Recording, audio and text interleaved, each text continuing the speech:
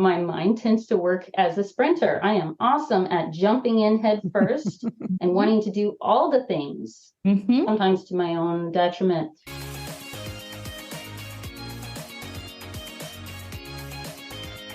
Welcome to the Wish I'd Known Then podcast, where we focus on how authors found success, looking at strategies that have taken them to the top of the bestseller charts, as well as what they've learned from their mistakes.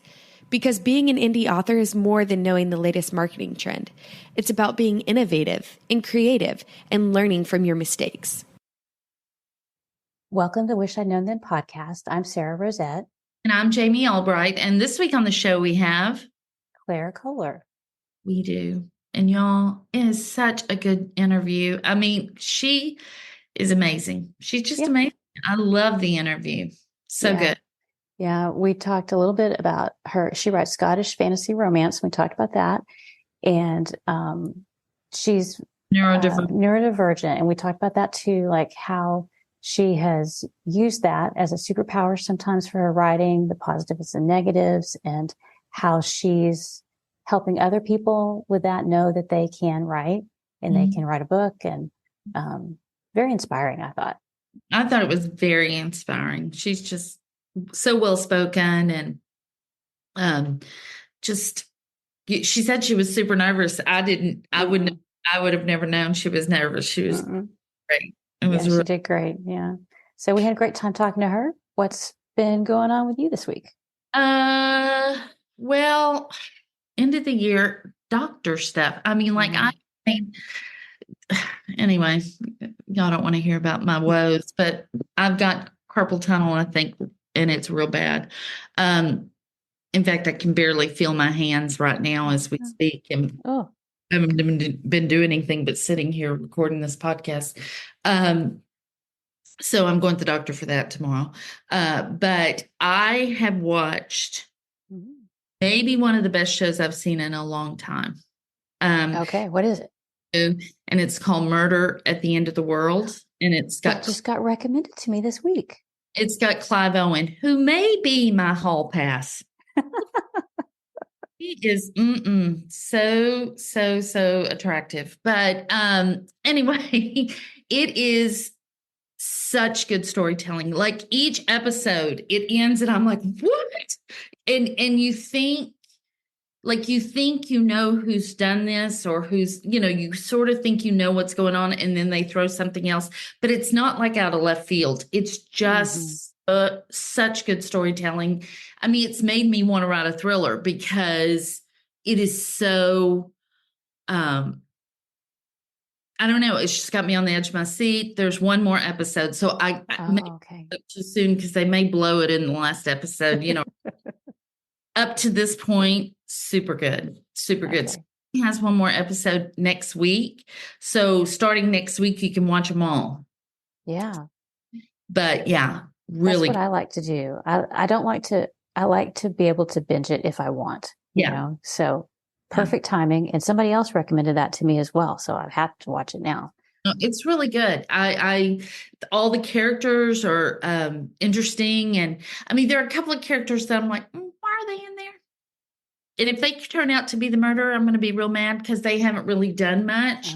But they, and it's set like in Iceland in this compound that's pictured as a luxury hotel, but it's really not just a luxury hotel. It's kind of a compound. And so the setting is really, it plays in, the setting is a character, really. Yeah, I love that. Very good example of how setting can be one of your characters. And so, it's great. Y'all should watch it. And we're just getting ready for Christmas around here. And I have not done any shopping. Oh my. Yeah, I know. You like to live dangerously, don't you? Fault. I've kind of just not been thinking about it. I mean, I say that and I've decorated my whole house, but I've just sort of, I don't know. So I got to get on that this week and get that done. But that's me. Just doing a little writing here and there when I get a chance, and and this is probably good. I didn't mention it to Claire, but tomorrow I'm being evaluated for ADHD. Oh. I'm 60 years old and I'm being evaluated for ADHD. So we'll see what they say. I just feel like, especially this last year, some things have come to light that I'm like, that is, that's interesting. So we'll see what they say. And if there's anything that, any sort of action they think I need to take, I'll certainly try. And, but yeah, so. Well, that'll be interesting and we'll see what happens. Yeah, I've been doing some writing, not a whole lot, but I'm kind of getting back at it and it's slow going, but I'm enjoying it. Like once I've finished my words for the day, right. I don't really enjoy like the start of it, but I like the finish of it. And then the other funny thing that has happened is we're getting Amazon packages. Like we've ordered stuff. Our families have ordered stuff and not everything has the gift wrap option. So we have all these texts going back and forth. We're like, okay, this is addressed to me from Amazon, but did you possibly send it? Like you can't open it because it might be your present. So like we're matching up photos of delivery photos. Like, okay, is this your package or is this the package I ordered? So yeah, so it's kind of like, I don't know what it's like it's some sort of game that we're trying to match everything up, the matching game, I guess. Right. I haven't really ordered anything in the last couple of weeks. And I know my Amazon guy thinks I've died because they're unusual. But I just haven't really. I don't know. Yeah. Well, there's always something right now. Yeah. Shopping is not one of them. So, anyway, but we should get on with the interview because it was really. Yes. And do we supporters? I forgot to ask. No new supporters this week, but you can always go support the podcast at wishidknownforwriters.com/support. And thank you to everyone who is so faithfully supporting us. We really, really appreciate it. Yeah. And we are getting in end of the year numbers from all the different, Spotify and YouTube and everything. And y'all, it's just so encouraging to see how many people are listening to us. And we appreciate it so much. Yeah, and sharing the podcast, and it's fun to see like all around the world where people are listening. We had a lot of shares on YouTube. I thought that was really, considering we don't show our faces. So, yeah. So anyway, so we'll probably have more like in January once the year's actually complete. We'll get like the full summary, so that'll be fun to see too. Yeah. But we should get on with the interview. We should. All right. So here's Claire. Well, we are super happy to talk to Claire Kohler today. Hi, Claire. How are you? I am doing great. I'm happy to be here. Nervous, but very happy to be here. Don't be nervous. You've heard us before. We're pretty relaxed. To be nervous about, So let me read your bio and we'll get right into the questions. Claire is the author of the Scottish fantasy romance series Betwixt the Sea and the Shore. Start over because I added an extra word in there. I love that though. I do too. It's so pretty. Thank you. Okay. Claire is the author of the Scottish fantasy romance series Betwixt the Sea and Shore, and she is also an editor, tutor, and neurodiversity advocate. When she's not working, you'll find her chasing her 2 toddlers, binging Korean dramas, and leading Bible studies at her church. So we're so excited to talk to you today. Yes. How old are your toddlers? One just turned 5 and the other is 2. Ooh, girl. So are you just tired all the time? That's what I remember from those years. I'm very tired a lot of times. I fall asleep on the couch way too many nights of the week. Well, good for you. Well, tell us how you got into writing. Yeah, so I'm one of many who has always loved writing ever since I was a child. I worked on lots of stories throughout middle and high school, but like many ADHD folks, I struggled to finish any of them. So I wanted to pursue writing in college, but I was too scared to do that because it wasn't something that seemed like the most stable of careers. So I became a teacher instead. I taught English for 2 years. And during that time, in a middle school classroom for 2 years. And during that time, my husband actually encouraged me to pick writing back up again because I had stopped and was just focused on the teaching. That was back in 2016. So I started what became the first book in my series in 2016. Then between getting distracted at times and feeling like I was never going to finish it, and moving and having a baby and changing jobs and things like that, I didn't actually finish the book until February 2021. Yeah. But I didn't know anything about publishing at the time, so I tried to go the traditional route. I didn't have any connections, though, didn't know what I was doing there, so it was not successful. So I decided to go the indie route and published that first book in August of 2021 and liked it so much that I kept going. Oh, that's amazing. That's amazing. I think it's great that you didn't stop. You kept going. And I love that your husband encouraged you to do it. I just think that that's amazing. And I know you know how fortunate you are to have a husband. The three of us are very fortunate because there are a lot of people whose spouses don't support them. So I love that. Shout out to him.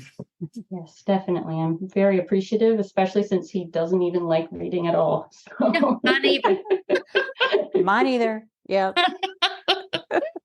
Yeah, we're not those people that have people who are spouses who like read the books, and some people, their spouse reads them and corrects them and gives feedback. So that's not us, but we still appreciate the support we've got, right? Definitely. Yeah. Well, what is your definition of success? Well, for me in writing and life, it's just doing what I believe God's calling me to do. But right now, I would say that's creating stories that I'm proud of, stories that don't just entertain readers, but also inspire them and make them feel less alone and remind them that they have value.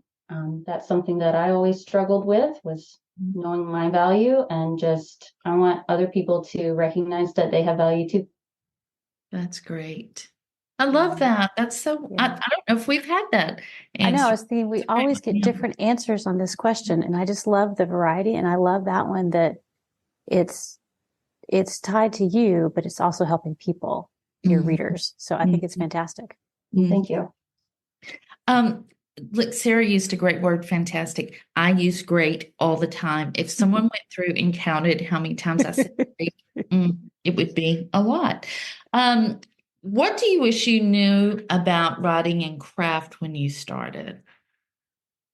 Okay, for this question, I would say that it's knowing that there's always so much more room to grow. I had a great idea for a story starting out, but there was way more to learn than just having a great story. There's so much more to it than that. There's tightening dialogue, enhancing descriptions, reducing repetition. So many things you can do to improve your writing, right? Which I did end up going back to that first book and making a bunch of improvements. And I'm sure that I could keep doing that, but I'd rather keep writing new novels than just making the first one perfect. I think that's wise. That is super wise. I mean, I think if it had like tons and tons of mistakes, that'd be one thing. But if you're happy with it and you can move on, I think that's a wise decision. Because we could always go back and just keep going over that first novel again and again and again. Yeah. Even when you're doing edits on the current book, it's like you could keep editing it forever, right? Because there's always room to improve. So at some point you have to cut it off and say, moving on. Absolutely. Well, what about marketing? What do you wish you'd known about marketing? I made a lot of mistakes with this starting out. I was so excited that I jumped in headfirst, not knowing what I was doing, when I only had one book out and spent a bunch of money on paid ads. Not the greatest idea. So I wasted a lot of money on things that didn't pan out. So I wish I'd been more conservative when I'd started. I wish I had focused on finding my target audience before I spent money in places where my audience wasn't even at. Right. So, yeah. That's a very good answer. Yeah. That's tough because Jamie can speak to this more than I because she's done more ads, but like it takes money to find your target audience, right? To find that right group of people, right? Yeah, it does take a good bit of money. For me, I spent a lot of time on Facebook ads starting out and then realized a lot of my demographic target audience isn't even on Facebook primarily. So it wasn't the best use of my time. Right. I may go back to it eventually, but for right now, I'm focused on other areas instead. Do you want to share some of those that you focus on now? Right now, primarily I'm on TikTok and Instagram for that. Most of my author community, what's the word I'm looking for? Most of my work that I'm doing there is focused on finding other authors and building community. Yeah. On TikTok, it's more of finding the readers. Yeah. Yeah. So are your books, are they clean Scottish romance or are they? They are, they're clean. It's fantasy romance. It's set in 18th century Scotland. So it's set in the real world, but there are fantasy elements in it. Okay. That's great. Yeah, that's kind of, you don't hear about using TikTok for that type of category, I think, as much. I'm sure that there's every type of author on TikTok. How do you find TikTok is helping you with that type of category? Yeah, it is easier if you write spicy books on TikTok, but there is still a big audience on there that wants to read non-spicy books as well. Yeah. And I love that. I love that you're not, because a lot of people, myself included, will say, my books, they don't fit that category because my books, while I do have sex on the page, are not super, super spicy. And so I have caught myself more than once. I mean, I enjoy TikTok because I'm a big ham and I just like to do stuff like that on there. But I sort of have low expectations because I'm like, oh, my books don't. But I love that you have thought, you know what? There are a lot of people on this app. I'm going to find my audience. And I admire that because I think I have just sort of given up on that a little bit.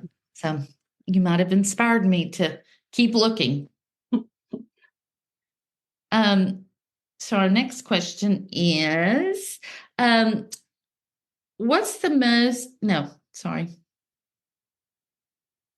what assumptions did you make at the beginning of your writing career, and looking back, did they turn out to be right or wrong? Okay, so this is one where my answer is going to match a lot of people's answers because I was one of those people who thought I would be an overnight success just because I put the book out there. Yeah. Yes, and I thought everyone would love it. And it is great, but it's not something everyone loves. And I should have known that because I have a husband who doesn't read books. So obviously not everyone will love my book. Right. But yeah, so that definitely turned out to be wrong. But that is okay. I've learned since then to just focus on finding the people that would like books like that rather than trying to reach everyone. That's so smart. So smart. See, even if you make a mistake, you can turn it around and just learn from that. And because, again, it's about finding those right readers, which is hard. I mean, that it is hard. It is. But I would think that once your readers find your books, because I feel like it's a smaller niche, maybe. I'm not as familiar with that. It is a smaller one, yeah. Yeah, but I feel like that, like the people who love the books in smaller niches, that there aren't as many of them, they're super passionate about them. So I would think that once you find your readers, then you're set, right? You can, you know where they are and how to reach them, how to talk to them, right? Yes, exactly. Yeah. Well, what is the most important lesson you've learned?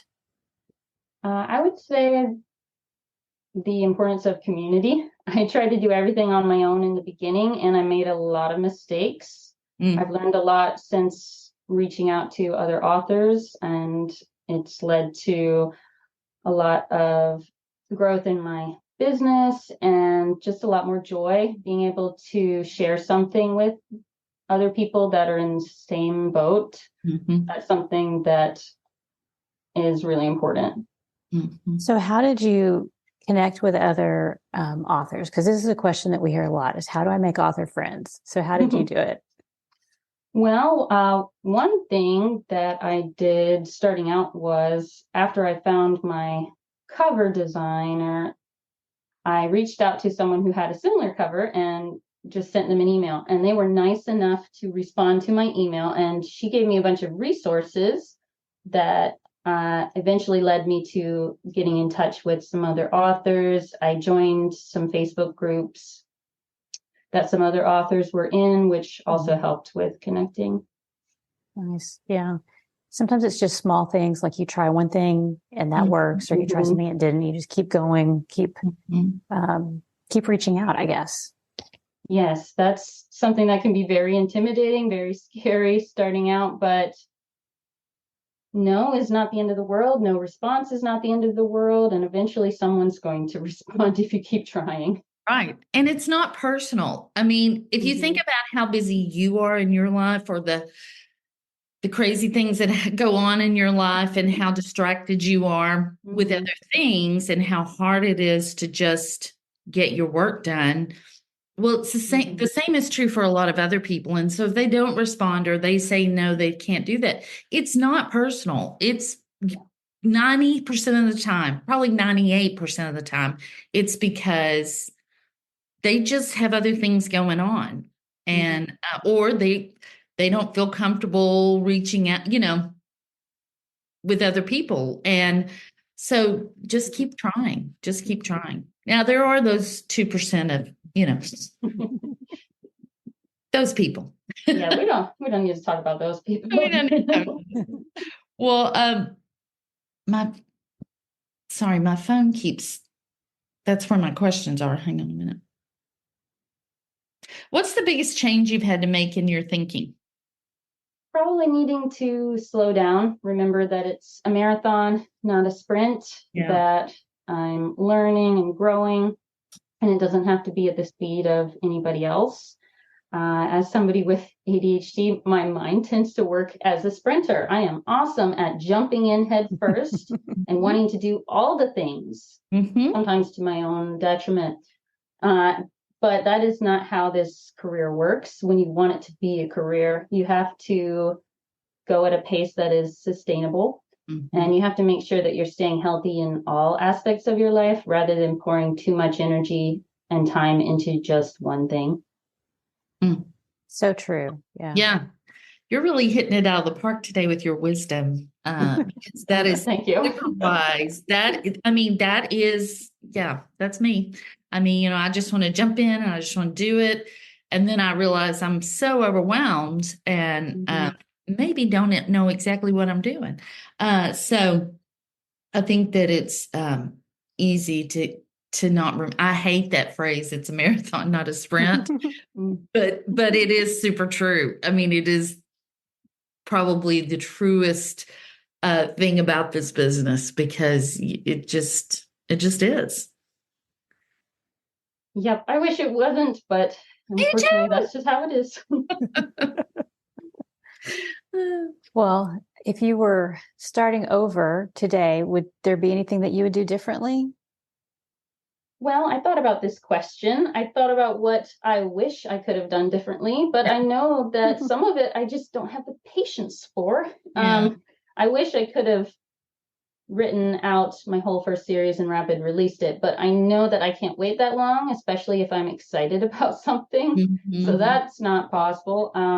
But what I could have done is, if I'd had a consistent writing routine starting out, I think that would have helped a lot. I'm not a super fast writer. It takes me over a year to write each book, but writing consistently does help it take not quite so long. Yeah.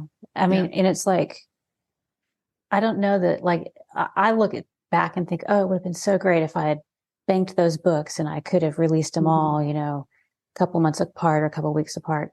But if you're excited about a series or excited about the book you've written, maybe that's a better time to release it when you're excited than like letting that kind of fade over time. You can really lean into promoting that one book, right? True. I don't really regret it either, because even though maybe it would have made me more money, I feel like those were things that I needed to do in order to grow and get to the place I am now. So I don't regret it. Right. Yeah. Now, are your books, are they research heavy, or are they, because they're fantasy, I wasn't sure how. Yes, they are research heavy, which is so fun. Except I can go down a rabbit hole there and end up researching so much that I am not writing anymore. Yes, but I tried to make them as realistic as possible so that the jump from reality to fantasy was really easy. And since it's a historical time period, I wanted to make it feel authentic to that period that it's set in. Yeah. I feel your pain on that, on the excitement and the interest of learning something and discovering something. And sometimes I'll find something that I'll actually use later. A lot of times it's just, wow, this is very cool. And I don't ever use it again, which is probably not the best use of my time. So I understand that. Well, in your bio, you say you're an advocate for neurodiversity, and that is because you have autism and ADHD. Is that correct? Yes, I was formally diagnosed with ADHD when I was 12. I wasn't diagnosed with autism until much later, but my dad is a doctor, so I have known about it. I just didn't pursue diagnosis until later on in life. Well, how have those two things impacted your writing career? This is a question that I could answer all day long. It's just there's so much involved in this because this is who I am. This is just the way I live my life. So everything I do is impacted by this because this is just how my brain works. But I'm just going to try to hit a few highlights of it. So there are positives and negatives of it because I don't consider it something that's just a deficit. There are definite strengths as well. Absolutely. So some of the positives would be that writing is one of my special interests. So it's something that I love to research. I have studied writing craft and self-publishing extensively.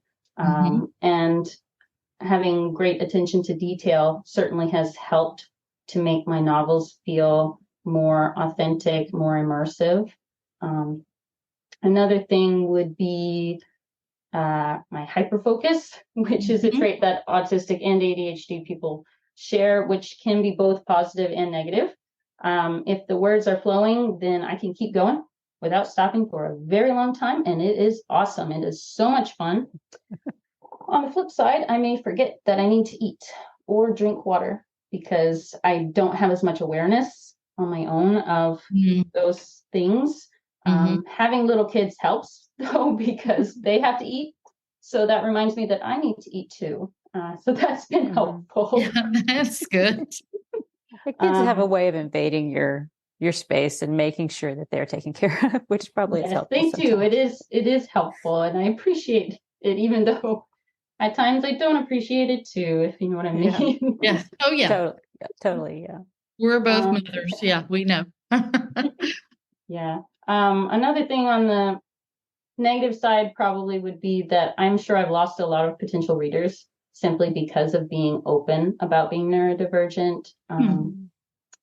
They probably think that there's no way that they could relate to the characters that I write, or that maybe they wouldn't like the story that I've written, because there's still a lot of ignorance surrounding neurodiversity, surrounding ADHD and autism, and just the fact that I've faced a lot of social rejection that has made it hard at times to reach out, to do things, reaching out to other authors, bookstores, putting my face on camera, or even talking on this podcast. Those are all things that take a lot of extra courage that a lot of people that are normal or neurotypical, they may take for granted.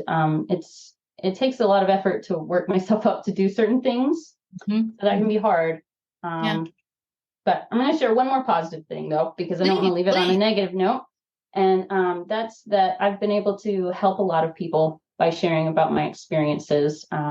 and I specifically write tips for ADHD authors and autistic authors because I haven't seen anybody else doing that. And I wanted to be able to help them feel less alone and just take the things that I've learned over time and use them to encourage them to reach for their dreams and not be held back, because it is possible. And that's one of the reasons I wanted to come on the podcast, was to just help them feel like it is possible. You can write a book. If you have ADHD, you can write a book if you're autistic, and you can do a great job at it. I was going to say, and you can write a good book. Yeah. Mm-hmm.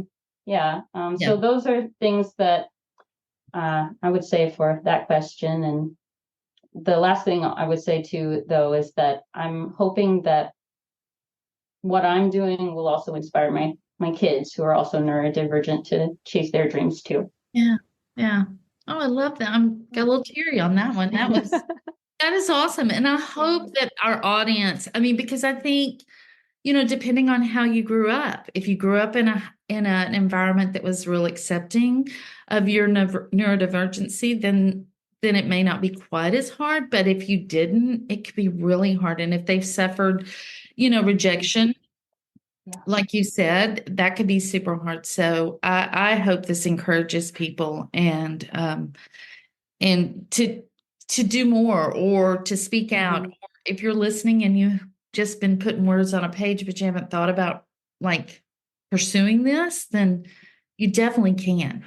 Yes, definitely can. Yeah. And you have a lot of tips on your website, because I was kind of browsing around earlier, and you have a lot on there, a lot of like short blog posts about neurodivergency and kind of how to, like you're saying, use that as your strength in a lot of ways. And just very interesting, tons of information there. If people are interested and want to learn more, definitely check that out, I would say. I've really, because just not knowing a whole lot of people growing up, because I grew up, in the 70s, and just not really knowing a lot of people that were autistic or ADHD or any, I probably knew them, but that wasn't a label or anything. I've been pretty not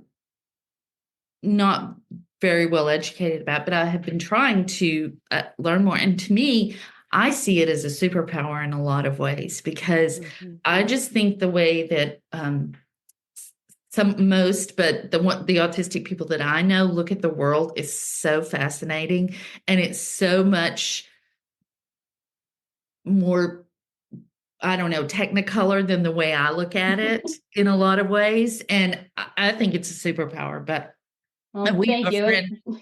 It definitely has strengths. Has autism. I love him, and I love the way he sees the world and sees his potential and other people, and it's amazing. So, yeah. Thank you. Yeah, it's definitely something that it's got its strengths. I don't want to discount the weaknesses though too. There are a lot of those as well. And I can't speak for everybody, but I would say that for me, the weakness is really, a lot of it's just because we live in an environment that's not made with my brain in mind. So it's not made for people who might get overwhelmed when you are in the middle of the supermarket, because there are so many people. I avoid the supermarket a lot of times because it can get overwhelming when there are lots of people around. And so there are definite struggles, but I would not, at least for myself and for my husband, who's also autistic, and my children, I would not call it something that's just a deficit either. It's pluses and minuses, and you just figure out how to make it work for you. And you can succeed and do really well if you do that. Well, speaking of that, you've already touched on this a little bit, like how you modify like your writing so that like you can write with like ADHD. So do you have any other things that you wish you'd known about writing with having a ADHD or autism that maybe would be helpful for other people to hear? The biggest thing probably is just the lack of self-confidence, I think. Just knowing that you don't have to have a normal brain in order to write books that people love. And you don't have to be this one way in order to have characters that they can relate to. And the themes in my books are things like self-doubt and struggling to be authentic and not fitting in. And everybody can relate to that. Absolutely. It may look a little different depending on who you are, but these are universal things for people. So just recognizing that, yes, I'm different from other people, but I'm not that different. There are still things that are going to be the same, that are universal. So being brave enough to put yourself out there is just, that's the biggest thing I would say probably for neurodivergent people. Right. Yeah. Good advice for all of us. Mm-hmm. Yeah. I mean, sure. Yeah. Well, speaking of that, you reached out because I'd mentioned, I'd watched The Extraordinary Attorney Wu on the podcast. I mentioned that a while back. And, so let's talk a little bit about just neurodivergent representation in media. What were your feelings about so I guess we should say Extraordinary Attorney Wu is about an attorney who has autism. It's a Kdrama, and it really does delve into like her being seen as like not like everybody else. And I liked it because it was like, I could identify with that because we've all felt like, oh, we didn't fit. So you kind of explored those themes. So what were your thoughts on that, looking at it from maybe whether or not it's a good representation of neurodivergency? Oh, I loved it. I have never felt so seen, I think, in that's media amazing. Yeah. as I did then. Some of the autistic traits that she displayed were more pronounced than would be true for my life. And so that some of it, they may have put in a few more than what might be typical for what you will see in autistic people. But I think they overall did a great job of making her not a one-dimensional character and showing that she had emotions and that she had empathy, because that's a big thing that a lot of people think, is that autistic people don't have empathy. And it's just simply not true. It may not manifest in the way that you're expecting. You may not be able to tell by my facial expression always if I am empathizing with something going on, but that doesn't mean that it's not going on internally. So I really appreciated the way that they portrayed her in that. It was very well done. Well, are there other neurodivergent characters in media that you feel are well drawn as well? It's very hard to find them, honestly. Yeah. I've struggled to find them. A TV show that I really like, The Chosen. It's a Bible TV show. There's a character named Matthew, and he is autistic, and I love his character so much. I relate so much. But there's also some characters that I would argue are neurodivergent, even though the term didn't exist when the character was made. And one of my favorites would be Sherlock Holmes, who displays a lot of autistic traits, even though at the time that it was written, that was not a term. I mean, autism, the first diagnosis wasn't until 1943. Oh, really? Yes, the first person who ever got diagnosed only just died this year. So it's not a label that's been around for very long. No, not at all. Wow. I did not know that. So, yeah. Very interesting. Well, there is another show. It's a French detective show called Astrid, and it has a neurodivergent character. Nice. And I've really enjoyed that show. It's, and it is about like her becoming a detective, basically. She works in the records department, and she joins forces with this detective to help solve crimes. And I mean, I just loved it. So, and when I was watching Extraordinary Attorney Wu, I was like, oh, this is like Astrid, but in South Korea. So interesting. How do you spell that? I want to write this down so I can watch it too. It's Astrid. And Jamie's heard all about this. She probably likes Astrid again. I've watched it. The partner is a lot like me. Yeah. Kind of all over the place. So you can imagine. Yeah.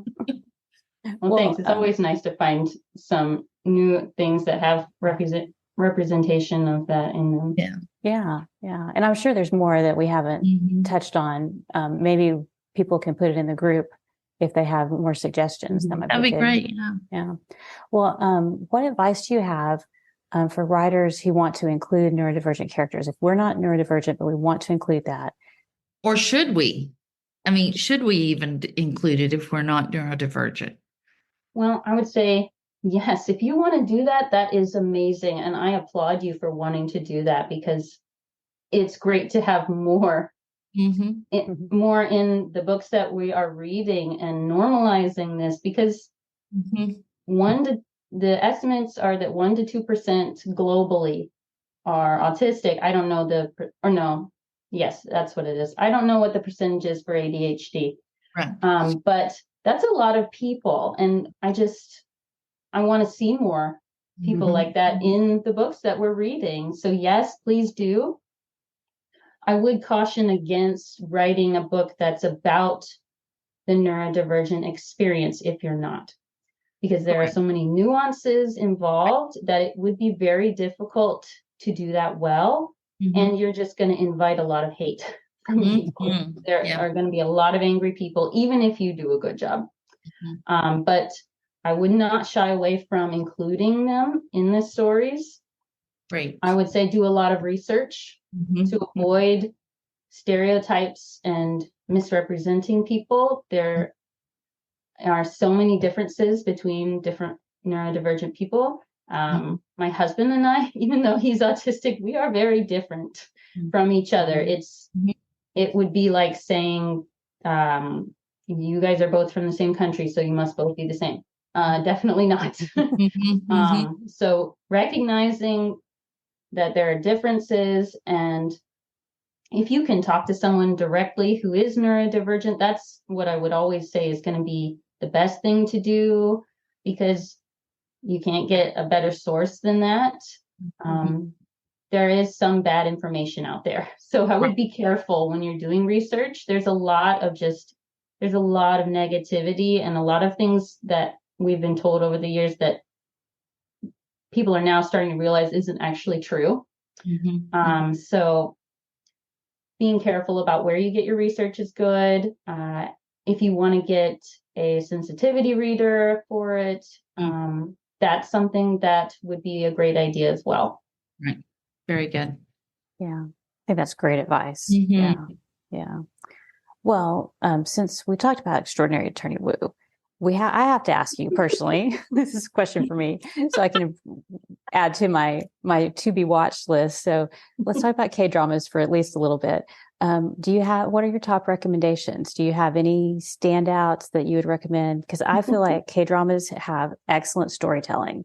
And I've learned a lot about storytelling by watching Kdramas. And I've only been watching them for a couple of months. So they are awesome. I've been watching them for over 10 years now. They are wonderful. And I even got my husband to enjoy them. So that's been fun. Nice. But I would say some of my top ones, there's one on Netflix called The King's Affection. It's actually got the same actress as the one in Attorney Woo. So it's really neat to see her in a totally different role.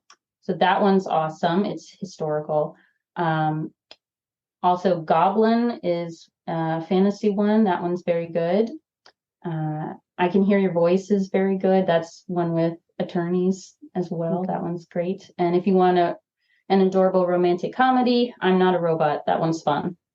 Oh, I love that one. I heard people talk about that, and I'm like, I would never have watched it because of the title, but it's very, very touching. And and that one I thought it was so interesting because you got to see all the characters. They all had a storyline. They all had an arc. And it just inspired me to make sure all my characters have a slight change throughout the story. And it's just very good. Yeah, I really liked that one. Yeah. Well, cool. That's great. All right. So I've added to my list here. I'm happy now. Yeah. Well, it has been just awesome to have you here. And we love to ask people when they're here, what's the best thing you think you've done to set yourself up for success? I would say for that one, it's just refusing to accept defeat, even when things get difficult. I've had to pivot many times, marketing, branding, lots of things, but I didn't give up. And because of not giving up, I have seen fruit from all of the work that I put in. So that's the best thing I would say that I've done. I think as an indie author, your pivoting foot is tired. If it's not, you're not doing something right. Yeah. We do a lot of pivoting. We should be really good at it actually by now. Exactly. Yeah. Well, where can people find out more about you?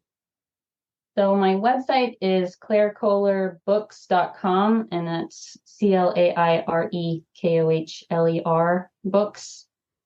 And I'm also on Instagram at Claire Kohler Books and TikTok with the same name too.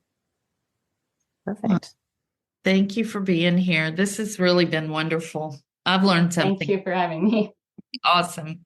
Yeah, we've really enjoyed talking to you. So we'll have all those notes or all those links in the show notes, and those will be at wishidknownforwriters.com. And if you want to support the podcast, you can go to that same link /support. And we will see everybody next week. Thanks to Alexa Larberg for editing and producing the podcast, and Adriel Wiggins for doing the admin. Bye. Bye. Thanks for listening to the Wish I'd Known Then podcast. We hope this episode inspired you, empowered you, and made you laugh a little bit too. If you loved it, tell your friends about it. And if you feel so inclined, leave us a review. We look forward to being with you again next week.